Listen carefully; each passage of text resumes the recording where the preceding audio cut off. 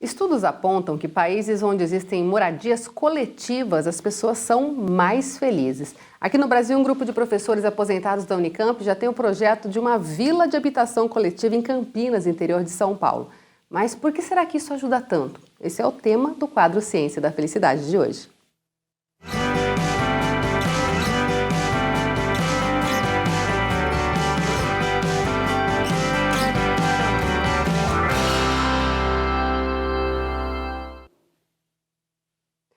E aí, Lucas Penteado, tudo bem? Olá, Elaine. Bora falar de felicidade. Vamos falar de felicidade, vamos falar de como fazer para que ela seja maior, para a gente possa viver, vivenciar ela mais vezes, né?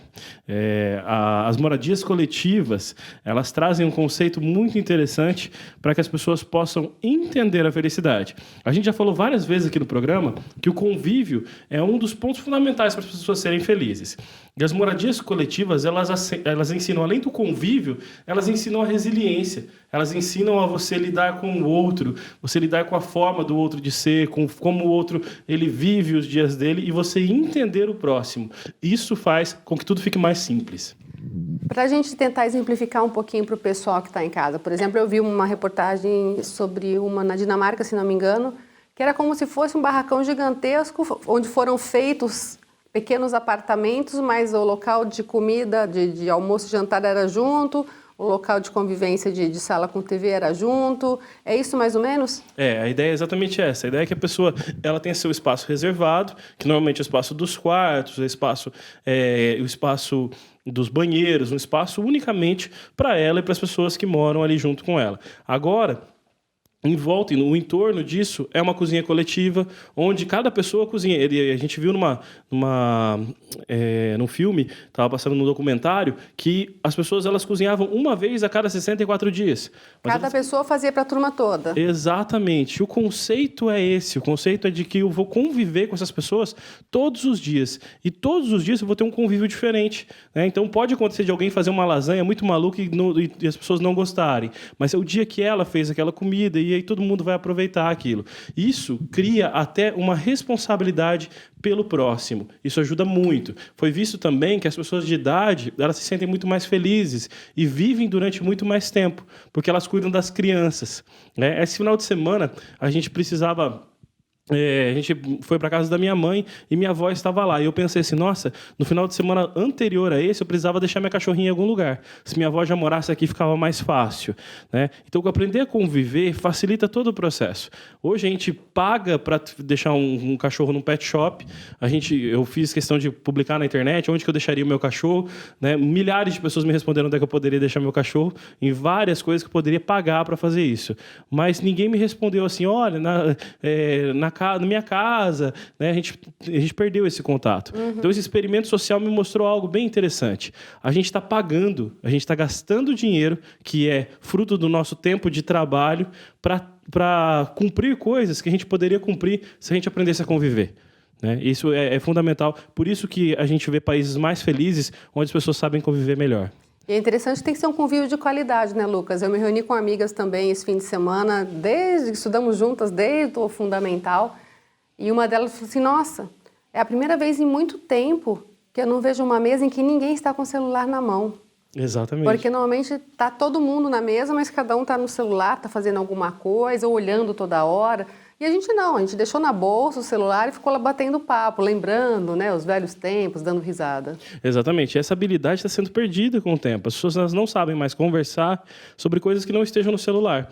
Então a gente vê roda de amigos hoje que um está mostrando para o outro vídeo, um está mostrando para o outro alguma coisa. A gente vê isso até nas famílias mesmo, né? Às vezes a gente está sentado em um grupo de pessoas que são familiares e eles comentam sobre coisas que eles veem na internet.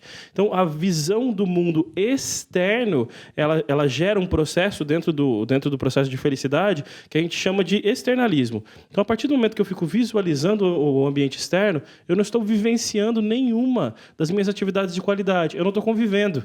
Então, aquela ideia de convívio é um falso convívio. Conviver falando sobre coisas de celular e coisas de internet é um falso convívio. Conviver falando sobre o vídeo que você viu na internet, falso convívio. Conviver falando sobre fulano de tal que sofreu tal coisa, falso convívio. O que torna as pessoas realmente felizes? convívio verdadeiro. Eu falar de mim, você falar de você, a gente chegar a um ponto de falar, olha, isso é legal, vamos fazer isso junto, né? Olha, eu vi que você está se sentindo mais triste com isso, posso te ajudar, né? Então, convívio verdadeiro é fundamental. E isso ocorre nas moradias coletivas.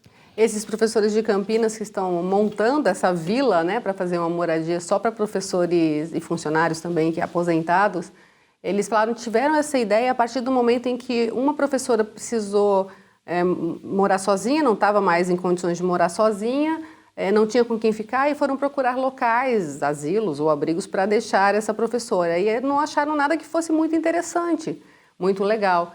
Então eles resolveram todo mundo investir e montar essa vila, né, dos amigos para que tivesse essa moradia coletiva, que é uma coisa meio que inédita no Brasil, mas que é muito legal, que deve ser repensada aí por outras pessoas também, né? Com certeza. O nosso intuito hoje de falar sobre isso é que as pessoas pensem mais sobre isso, né? Porque cada vez mais a gente busca um individualismo. Ah, eu preciso ter o meu apartamento precisa ser enorme. Fala assim, se é seu apartamento é só para uma pessoa, não precisa ser enorme, pode ser pequeno, né? Agora, se eu pensar na moradia coletiva, eu penso na quantidade de benefícios que isso me traz.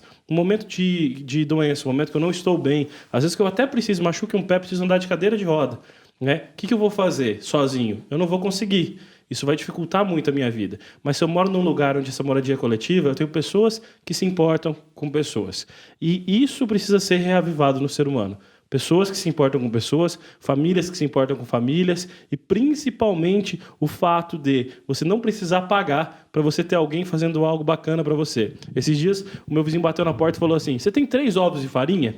E minha esposa deu risada, que ele foi muito específico, os 3 ovos de farinha. Eu falei, tenho 3 ovos de farinha, eu vou te entregar isso, né? E pode parecer um absurdo, porque as pessoas, ultimamente, elas querem inventar um aplicativo para que você possa pedir coisas para as outras pessoas, né? Esse aplicativo não precisa existir. Chama-se vida, a gente precisa viver, chegar mais próximo do outro.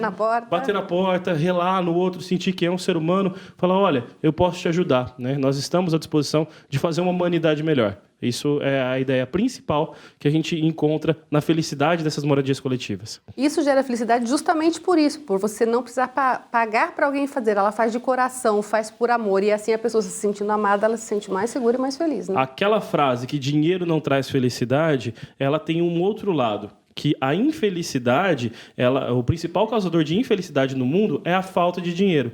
É a incapacidade de cumprir com as suas necessidades. Então, o dinheiro traz... A falta dele traz infelicidade, sim. Então, se eu não gasto esse dinheiro, se eu tenho pessoas que me ajudam, pessoas que me apoiam, é muito mais fácil ser feliz. É muito mais simples ter uma vida digna e feliz. E é melhor receber o carinho do que pagar por ele, né? Exatamente, esse é o ponto. Obrigada, Lucas, mais uma vez.